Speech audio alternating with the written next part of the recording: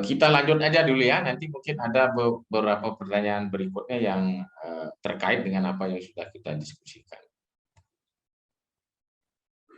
Ini sudah tema-tema proyek tiap tahun harus berbeda atau bisa sama. Nah, ini mungkin sudah di touch tadi, tapi ya silakan ditambah. Jadi misalkan kalau kelas 7 misalkan milih 4 tema, wirausaha, gaya hidup berkelanjutan, setelah itu apalagi misalkan ya, Bhinneka Tunggal Ika, misalkan lagi satu misalkan kearifan lokal, ada 4. Itu bisa diambil yang sama di kelas 8. Bisa juga diambil yang sama di kelas 9. Bisa sama. Tetapi diusahakan kalau misalkan temanya sama, itu proyeknya yang berbeda. Kalau itu diusahakan seperti itu. Contoh, kelas 7 wirausaha pisang goreng. Kalau kelas 8 wirausaha pisang nugget. Boleh, nggak masalah. Jangan bisa goreng ya. Jadi pisang susu itu misalkan di kelas 9. Nggak masalah, walaupun temanya sama di kelas 7, 8, 9. Gitu. Tapi usahakan proyeknya berbeda. Toh kalaupun misalkan sama, mungkin kontennya dibedakan. Misalkan kelas 7 pisang goreng, kelas 8 sama juga pisang goreng, tapi mungkin pisang goreng keju di kelas 8 atau yang lama ada pengembangan sedikit gitu. Nggak masalah sebenarnya.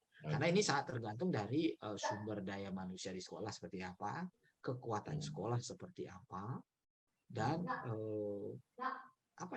potensi siswa juga siswa juga dan lingkungannya tidak harus beda-beda nih, harus gini enggak. Bisa sama tapi bisa juga beda. Ya. Nah, ini menarik juga ya. Jadi ada tema-tema, list tema yang sudah disiapkan pemerintah, kemudian ada 6 karakter ya kalau tidak salah, 6 karakter dengan rumusan-rumusan penjabaran dari setiap karakter oleh pemerintah ada juga disediakan. Kemudian nanti misalnya katakanlah SMP, harapan pemerintah apakah semua karakter itu disentuh oleh semua proyek yang dilaksanakan di level SMP, kemudian semua tema disentuh selama siswa belajar di SMP-nya atau bagaimana? Ya,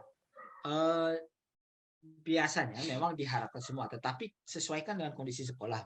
Kembali lagi ke sana, diambil 2-3 dimensi saja. Tidak masalah, tidak harus semua berkembang. Nah ini merdeka ya, intinya merdeka. Ya, merdeka. Artinya gini, berdasarkan hasil analisis sekolah. Artinya gini, contoh, dilihat dari rapor profil pendidikan yang sudah dirilis di karakter itu ya, ternyata yang lemah itu adalah dimensi gotong royong itu. Nah, maka sekolah diharapkan membuat proyek yang mampu untuk mengembangkan gotong royongnya gitu. Jadi dalam pemilihan tema itu sing ngawang-ngawang. Artinya tidak sembarangan. Ada analisis kebutuhannya ada stepnya, analisis kebutuhannya. Yang ada stepnya itu, ada langkah-langkah. Ya, dari sumber daya manusianya, berdasarkan pertimbangan itu juga bisa. Berdasarkan raport profil pendidikannya. Jadi setiap sekolah sudah ada raportnya sekarang. Tidak hanya murid ada raportnya, tapi sekolah juga ada raportnya. Oh, sekolah ini mempunyai raport profil sekolah. Bukan, raport pendidikan namanya. Raport pendidikan. Semua grade-nya di sana ada, dari literasi, numerasi, karakter, dan dari segi dimensinya. Nah, itu kita bisa bicara banyak nanti di sana di lain waktu. Nah, ini profil itu berdasarkan itu juga boleh, berdasarkan analisis kebutuhan boleh gitu. Gitu. Oke. Makasih banyak, itu informasi yang sangat penting menurut saya juga. Dan saya kira Bapak Ibu yang menonton acara ini ya, podcast dadakan ini tidak akan percuma menonton ini ya, karena banyak informasi yang bermanfaat. Apalagi pertanyaan-pertanyaan berikutnya, saya kira ini lebih bagus lagi pertanyaan. kita lanjut saja Pak Kada ya. Setuju ya? Oke.